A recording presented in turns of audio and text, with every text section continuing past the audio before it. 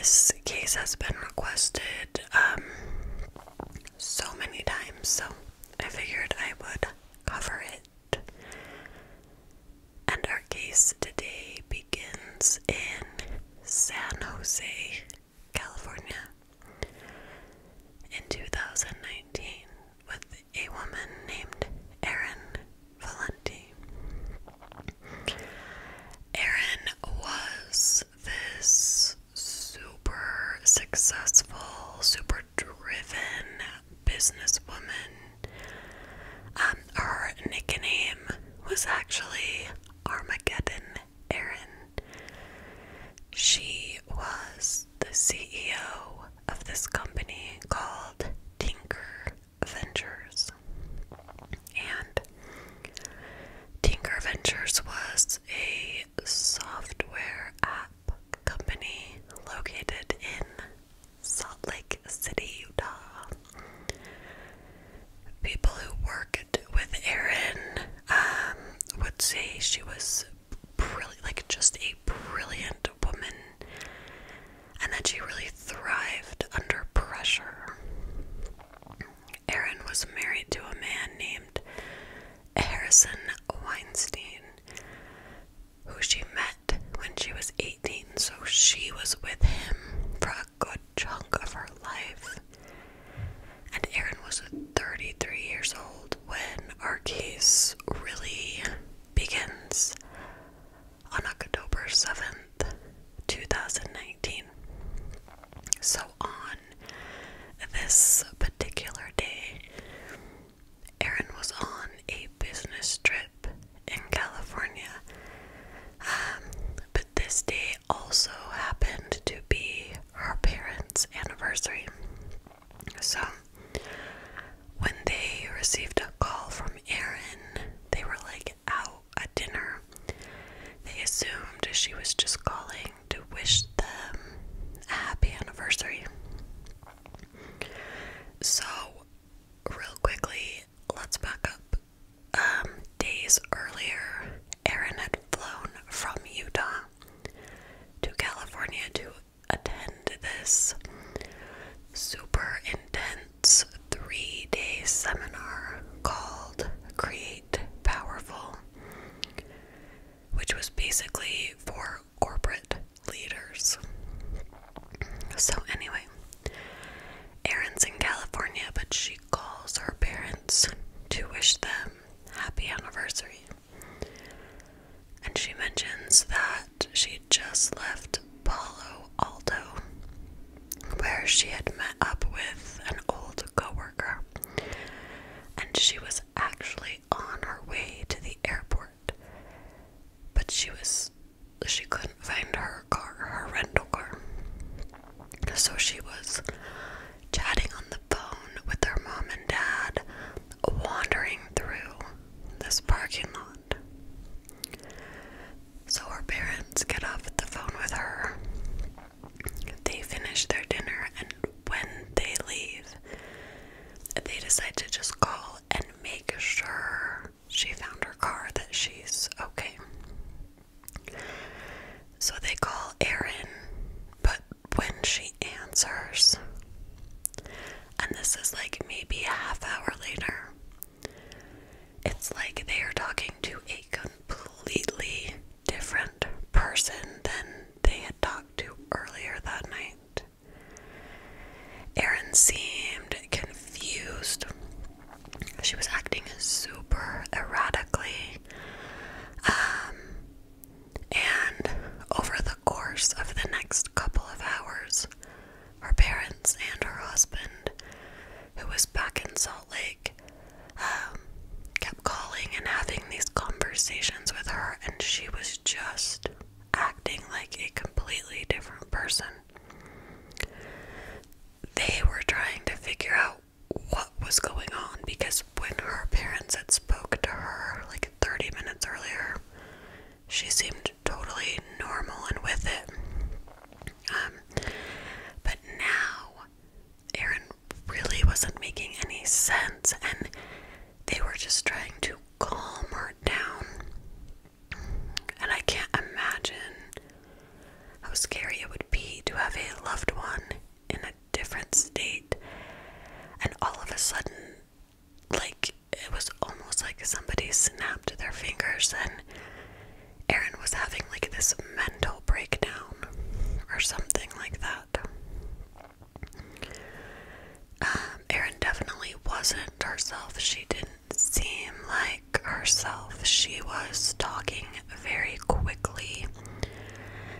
still lost in this parking lot, wandering around, and it seemed like she was having a total panic attack. Finally, Erin tells them that she found her car, but she's almost out of gas. And then, just before she gets off the phone with them, she says something very strange, and these are the last words her family will ever hear from her. Erin says, quote, "It's all a game. It's a thought experiment. We're in the Matrix." And then she just hangs up the phone. Her family would continue trying to get a hold of Erin, but they would never be able to get a hold of her again. And obviously, they're super worried about this. Erin wasn't someone who had any kind of history with mental illness, and this entire night, Erin's behavior and her words, nothing made sense to her family, and they knew something was very, very wrong. So they alerted local authorities, saying that, something was wrong and that Erin needed help. They gave police her cell phone number, and an officer actually did reach out, and Erin answered, but she wasn't making any sense, and they couldn't get any information from her. And that was kind of all police did at that point. But her family really jumped into action right away. So her husband got in touch with the rental car company, and he had gotten the make and model and the plate numbers of the car that Erin had rented. So he gave that information to police, but they are not out actively looking for Erin. The police aren't. And at this point, her family is in Utah. They keep trying to get a hold of her, and they can't. And her family that night was kind of just hoping she got on her flight and she would come home and they could get her whatever help she needed. But Erin never got on her flight, and she never made it back home. So her husband immediately gets on a plane and heads to California, and he goes and files an official missing persons report. The issue with Erin's case, her missing persons case, she was declared voluntarily missing, which meant that no one was actively looking for her from the police department. Erin's father would also end up flying to California, and basically the only people actively looking for Erin were her husband and her father, and then her mother and her brothers would end up joining them in the search. Erin and her husband's cell phones were through Verizon, so they got in touch with Verizon to try and track Erin's pings because they had no idea where to even start looking for her. So they tried to track Erin's pings, and what they would do is they would get information that said her cell phone pinged off this cell tower, like near this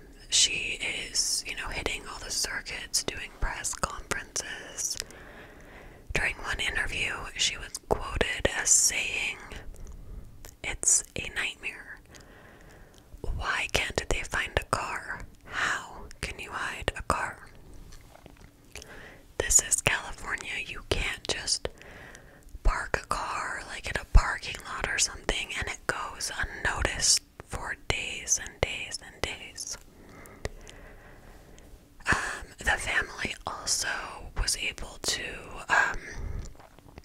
get in touch with the bank that she banked through and all of her credit card companies, and they found out that there had been no activity of any kind on any of her accounts. And at this point, Erin has been missing for several days, so to not have any activity on her accounts is a really bad sign. Remember, her rental car was out of gas the night she lost it and then found it. But she never put gas in the car, meaning she probably never got far. She hasn't bought food, nothing. On October 9th, Erin's husband, Harrison, started a Facebook group dedicated to finding Erin. Still, the family are the only people looking for her, and they're being pretty resourceful trying to get her name, her picture, the car, make, and model out there so people can be on the lookout. On the Facebook group, he posts, quote, "I write this with a lot of pain and fear, but could really use your help. Erin Valenti has been missing since Monday. She was last seen in Palo Alto Monday afternoon wearing torn jeans and a white t-shirt. She was driving from Palo Alto to San Jose, but she never returned her rental car, and she never made a return flight home to Utah. Her phone has been off since Monday night. If you have seen or heard from her, please let us know. Any information about her whereabouts." A few days later, on October 12th, someone who happened to have seen the news coverage about Erin's disappearance notices a car matching the description of Erin's rental car.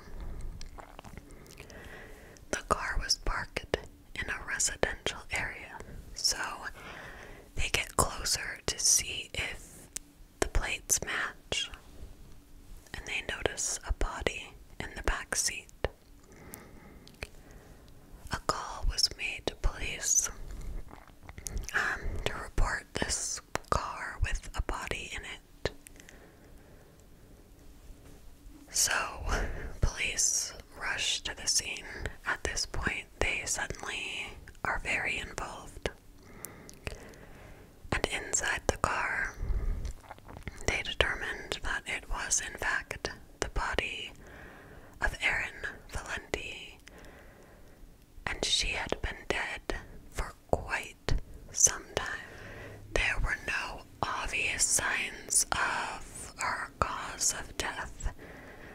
Her body had no trauma to it, nothing to suggest how she had died. Once the car was forensically searched, Erin's body was taken to the medical examiner's office for an autopsy, and her family was hopeful that they would get some answers, because it kind of seemed like she just climbed in the backseat and died.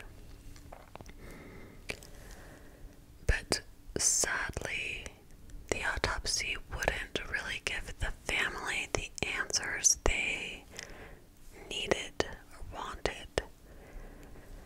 The cause of death was determined to be sudden death in the setting of an acute manic episode and natural causes. The toxicology report showed no drug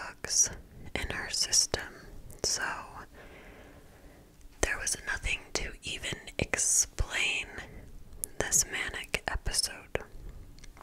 Now, Erin did have one medication in her system.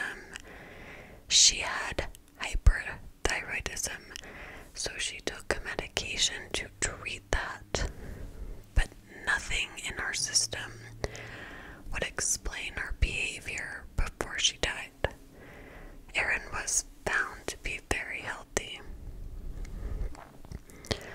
I'm just kind of guessing here, but I think the medical examiner took into account the phone calls with Erin's parents and her husband the evening she went missing, as he was trying to determine a cause of death, because typically acute manic episodes are associated with people who have bipolar disorder or some other type of mental illness.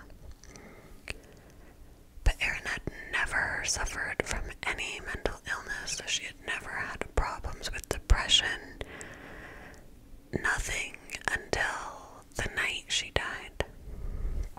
So the autopsy findings really left her family with more questions than answers. People who typically suffer from acute manic episodes don't die from their acute manic episodes. So Erin's loved ones were super confused and just heartbroken over Erin's death. But Erin's death was suspicious to a lot of people. Well, honestly, everybody, because there's this healthy woman who just suddenly began acting very erratically and then just died. And with that, theories began to pop up. One theory centers around Erin having bipolar disorder that went undiagnosed and dying from acute mania, meaning she was so high during this manic episode that she went into cardiac arrest from being so overly exerted. But she'd never had any kind of signs of bipolar disorder before then, and typically the onset of that is late teen to early 20s. Erin was 33, so for her to just have a complete manic episode like that, it doesn't really make a lot of sense. Plus, I think that the medical examiner would have found cardiac arrest while he was doing the autopsy. Another theory is that Erin was drugged at some point, although nothing was ever found in her system. LSD and PCP, I guess, do tend to metabolize pretty quickly in the system. And remember, her body wasn't found until days after she died. So, I guess we can't rule out that she was drugged 100%. I think because it was ruled natural causes, police never looked into who she spent, that evening with, who she would have been around. Like, I don't think they ever looked into if she could have been drugged. It was ruled natural causes, and that was the end of it. Another theory had to do with the convention that Erin was attending. I guess this was a super intense convention where the attendees were completely immersed in this material. And so this theory says that it was so intense it caused caused her to have a mental breakdown. Another theory that I read that is the most likely, that I believe is the most likely, had to do with Erin's hyperthyroidism. So, she had hyperthyroidism and she was taking medication for it. This theory says that Erin experienced a thyroid storm. A thyroid storm happens when your thyroid gland releases a large amount of thyroid hormone in a super short amount of time. This is a very rare complication of hyperthyroidism. Thyroid storm is a medical emergency and it is life-threatening. So, if Erin was experiencing a thyroid storm, it is very possible that she would have been confused. Her heart rate would have been very, very high. So she could have gone into cardiopulmonary failure. This could explain the manic episode in a person who had never had mental health struggles in the past. If Erin had experienced a thyroid storm and say she was at home with her family, with her husband, and he recognized right away something was wrong and got her to a hospital, they could have diagnosed it and possibly saved her life if this is what happened. But because she was completely alone, wandering around a parking lot,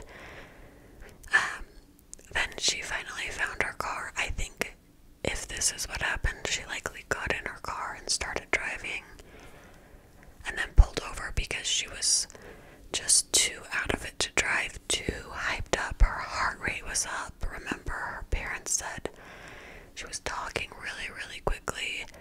Maybe she climbed in the back and died. I don't know. Super interesting, super mysterious case. Let me know in the comments what you guys think happened. And please head over to Patreon and join us for my holiday homicide series. I have put in so much work into getting this ready, and I would love it if you could join us. Have a great night, you guys, and I will see you soon.